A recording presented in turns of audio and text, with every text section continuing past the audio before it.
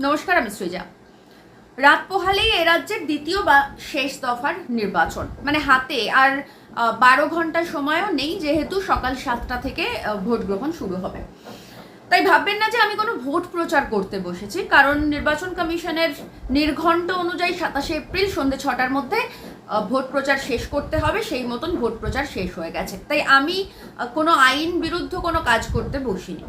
আমি শুধু মনে হলো যে এ রাজ্যের নাগরিক হিসেবে কিছু কথা আপনাদের সঙ্গে শেয়ার করা দরকার, বিশেষ করে যখন এ রাজ্যের বিধানসভা নির্বাচন হতে যাচ্ছে, তখন এ রাজ্যের বিধানসভা নিয়ে দুটো গুরুত্বপূর্ণ কথা একটুখানি আপনাদের সঙ্গে, বা দুটো গুরুত্বপূর্ণ পয়েন্ট একটু আপনাদের সঙ্গে আলোচনা করব বা শেয়ার করব বলতে পারেন। প্রথম পয়েন্ট হচ্ছে, এ রাজ্যের যে বিধানসভা সেটা কিন্তু এই মুহূর্তে দাঁড়িয়ে, মানে গত 5 বছরে আর বিধানসভা নেই, ওটা একটা ধর্মসভায় পরিণত হয়েছে। হ্যাঁ, একদম ঠিকই শুনছেন। কারণ আমরা দেখেছি শুভেন্দু অধিকারী, এ রাজ্যের প্রধান বিরোধী দলনেতা, তিনি বিধানসভায় দাঁড়িয়ে বলেছেন উনি হিন্দুদের নেতা এবং জয় শ্রীরাম টাম যা বলেন আর কি, এগুলো। অন্যদিকে আমরা দেখেছি মমতা ব্যানার্জি, তিনি বলছেন তিনি ব্রাহ্মণ কন্যা ব্যানার্জি, এই সমস্ত কথা। তো এই যে আলোচনা একটা ধর্মনিরপেক্ষ রাষ্ট্রের, একটা রাজ্যের বিধানসভায় আলোচনা হওয়ার জন্য নয়, সেটা আমরা সকলেই জানি। এতে বিধানসভার যে গরিমা সেটা নষ্ট হয়। তাই এই যে বিধানসভা এই মুহূর্তে আমাদের রাজ্যে রয়েছে, সেই বিধানসভাটা কোনো বিধানসভা নয়, ওটা ধর্মসভা। আর দ্বিতীয় যে পয়েন্টটা আমাদের মাথায় রাখতে হবে সেটা হচ্ছে যে এই মুহূর্তে এ রাজ্যের বিধানসভা বিরোধী শূন্য। হ্যাঁ, ঠিক শুনছেন। আপনার শুনে মনে হতে পারে হয়তো আমি কিছু ভুল বলছি, কিন্তু না, আমি কোনো ভুল বলছি না। এ রাজ্যের যে বিধানসভা সেটা সত্যি সত্যি বিরোধী শূন্য। কারণ মমতা ব্যানার্জি এবং শুভেন্দু অধিকারী কোনো আলাদা দলের প্রতিনিধি নন। ওনারা যে বিরোধিতা করেন বিধানসভায় গিয়ে বা বিধানসভার বাইরে, সেই বিরোধিতা আসলে ছদ্ম বিরোধিতা। কারণ যদি সত্যি সত্যি ওনারা বিরোধী হতেন, বা শুভেন্দু অধিকারী যদি সত্যি সত্যি বিরোধী দলনেতার ভূমিকা পালন করতেন, তাহলে এ রাজ্যের হাজার একটা যে সমস্ত সমস্যা রয়েছে সেগুলো নিয়ে আলোচনা করতেন। আপনারা কোনোদিন শুনেছেন শুভেন্দু অধিকারীকে এ রাজ্যের কোনো সমস্যা নিয়ে আলোচনা করতে? যদি শুনে থাকেন সেই ক্লিপটা আমাকে শেয়ার করবেন, আমি অন্তত কোনোদিন শুনিনি। আমরা শুনেছি বিধানসভায় হিন্দু মুসলিম খেলা হচ্ছে, আমরা শুনেছি বিধানসভায় এ ওকে চোর, ও ওকে ছেচর বলছে, দলবদলু বলছে, কিন্তু আমরা কোনোদিন শুনিনি কেন এ রাজ্যের মানুষ এতটা সমস্যার মধ্যে রয়েছে। আমরা কোনোদিন শুনিনি কেন আরজি করের মতন ওরকম একটা সুপার স্পেশালিটি হসপিটালে একজন চিকিৎসক কর্মরত অবস্থায় ধর্ষিতা হয়ে খুন হয়ে গেলেন। আমরা শুনিনি কেন এ রাজ্য থেকে 26,000 মানুষের, 26,000 শিক্ষকের চাকরি চলে গেল। আমরা শুনিনি এ রাজ্যে কেন 8,000 8,500 স্কুল, বাংলা মাধ্যম সরকারি স্কুল মমতা ব্যানার্জি বন্ধ করে দিচ্ছেন। আমরা শুনিনি কেন 100 দিনের কাজ বছরের পর বছর বন্ধ করে রাখা হয়েছে, যেখানে হাইকোর্ট থেকে সুপ্রিম কোর্ট পর্যন্ত অর্ডার দিয়েছে যে এই কাজ অতি শীঘ্র চালু করতে হবে, ডেট পর্যন্ত দিয়ে দিয়েছে, সেই ডেট পেরিয়ে গেছে কিন্তু তাও চালু হয়নি। আমরা শুনিনি বিরোধী দলনেতা কখনো মমতা ব্যানার্জিকে প্রশ্ন করছেন কেন ডিএ দিতে এত দেরি হচ্ছে সরকারি কর্মীদের। আমরা কখনো শুনিনি কেন স্কুলগুলো, যে সমস্ত স্কুল এখনো পর্যন্ত কোনো রকমের টিম করে চলছে, সেখানে হয় শিক্ষক নেই নয় স্টুডেন্ট নেই, এবং মিড ডে মিলের বাজেট দিনে দিনে বরাদ্দ কেন কমানো হচ্ছে। এই কোনো কিছু এত গুরুত্বপূর্ণ ইস্যু, এগুলো নিয়ে আমরা কোনোদিন বিরোধী দলনেতাকে আওয়াজ তুলতে শুনিনি। এমনকি গত 4 বছর ধরে এ রাজ্যের অডিট রিপোর্ট পেশ হয়নি, সেটা নিয়ে আমরা শুভেন্দু অধিকারীকে বিধানসভায় একবারও মমতা ব্যানার্জিকে প্রশ্ন করতে শুনিনি। আমরা কোনোদিন শুনিনি এ রাজ্যের বিধানসভায় আলোচনা হচ্ছে এই যে এসআইআর, সাম্প্রতিককালের এত বড় একটা ইনজাস্টিস, যেখানে লক্ষ লক্ষ মানুষের নাম বিনা বাধায় কেটে দেওয়া হচ্ছে, ডিলিট করে দেওয়া হচ্ছে, লজিক্যাল ডিসক্রিপেন্সির নাম করে হাজার হাজার লক্ষ লক্ষ মানুষকে লাইনে দাঁড় করিয়ে হয়রান করানো হচ্ছে, বিএলওদের উপরে চরম নির্যাতন, শারীরিক মানসিক নির্যাতন করা হচ্ছে। সেই বিষয় নিয়ে আমরা মমতা ব্যানার্জিকে বিধানসভায় একটা কথা বলতে শুনিনি, কোনোদিন একটা বিল পাস করতে দেখিনি। আমরা কোনোদিন এটাও দেখিনি যে বিজেপি শাসিত রাজ্যে একের পর এক যখন বাঙালি পরিযায়ী শ্রমিক খুন হয়ে যাচ্ছেন, তখন মমতা ব্যানার্জি সেখানে বিধানসভায় সেই বিষয় নিয়ে আলোচনা করছেন, কখনো শুভেন্দুকে প্রশ্ন করছেন, কখনো মোদিজিকে প্রশ্ন করছেন। আমরা এই সমস্ত গুরুত্বপূর্ণ বিষয়, এ রাজ্যের গুরুত্বপূর্ণ বিষয়, যে বিষয়গুলো নিয়ে আসলে বিধানসভায় আলোচনা হওয়া উচিত, বিধানসভাটা যেটার জন্য আসলে তৈরি করা হয়েছে, যে বিধানসভা নামক আইনসভা আসলে এ রাজ্যের মানুষকে সুরক্ষা দিতে, মানুষকে সাহায্য করতে তৈরি করা হয়েছে, সেই কোনো বিষয় নিয়ে মমতা ব্যানার্জি এবং শুভেন্দু অধিকারী আলোচনা করেছেন, প্রশ্নোত্তর পর্বে গেছেন, শ্বেতপত্র প্রকাশ করেছেন, এগুলো আমরা কোনোদিন দেখিনি। আর সেই কারণের জন্য এক, এ রাজ্যের বিধানসভাটা বিধানসভা নেই, এটা ধর্মসভায় পরিণত হয়েছে। আর দুই, এ রাজ্যের বিধানসভা বিরোধী শূন্য।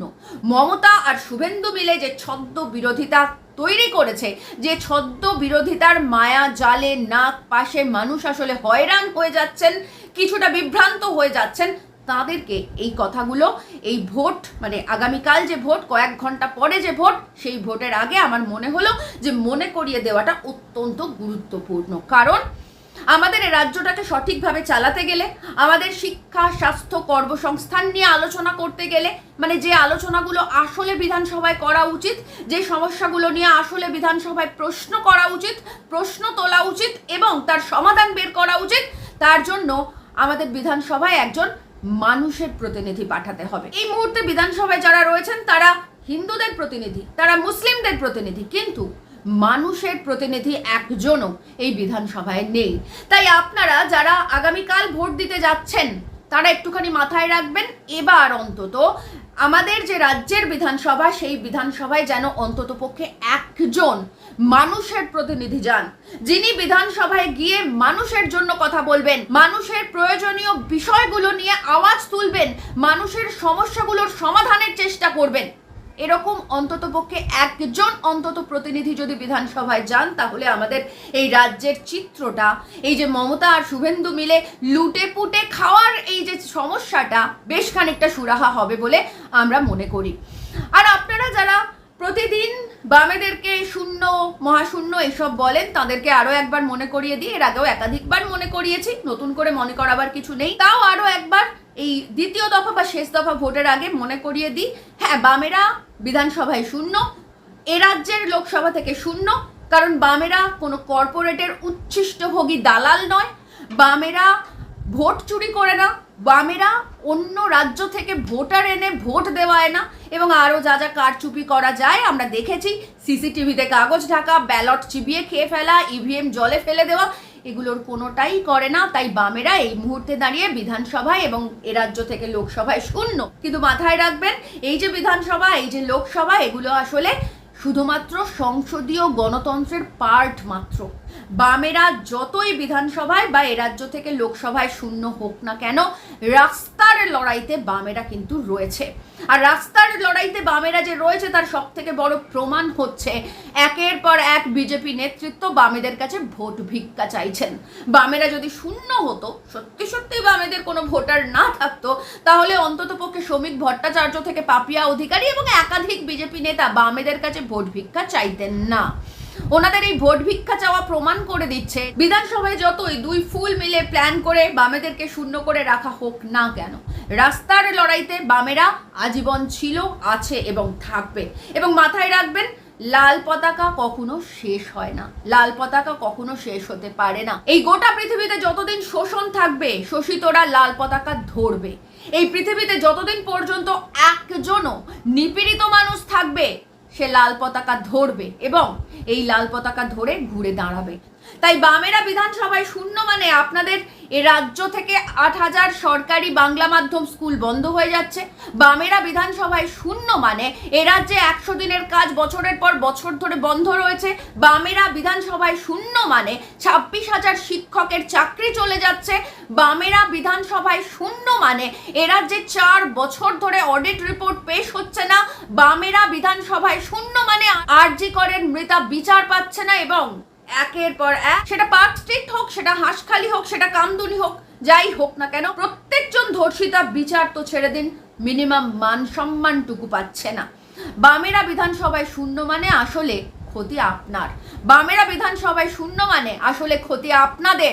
বামেরা বিধানসভায় শূন্য মানে আসলে সেখানে মানুষের কোনো প্রতিনিধি নেই। তাই আগামীকাল যখন ভোট দিতে যাবেন, তখন মাথায় রাখবেন যে এই মুহূর্তে দাঁড়িয়ে আমাদের বিধানসভাটা কিন্তু মানুষের প্রতিনিধি শূন্য। তাই আগামীকালের যে ভোট, সেই ভোট হোক আমাদের বিধানসভাটাকে আবারও মানুষের প্রতিনিধি পাঠানোর জন্য। মানুষের প্রতিনিধি মানে আমার প্রতিনিধি, মানুষের প্রতিনিধি মানে আপনার প্রতিনিধি, যে প্রতিনিধি আমার কথা বলবে, আপনার কথা বলবে, আমাদের সমস্যার কথা বলবে, এই রাজ্যের সমস্যার কথা বলবে এবং তার যাতে সমাধান হয় সেই সমাধানের ব্যবস্থা করবে। আগামীকাল যখন ভোট দিতে যাবেন শুধু এইটুকু মাথায় রাখবেন, এ রাজ্যের নাগরিক হিসেবে আমাদের দায়িত্ব বিধানসভায় কোনো হিন্দুর প্রতিনিধি নয়, কোনো মুসলিমের প্রতিনিধি নয়, কোনো ধান্দাবাজ নয়, কোনো চিটিংবাজ নয়, কোনো সন্ত্রাসবাদী নয়, কোনো ধর্মের কারবারি নয়।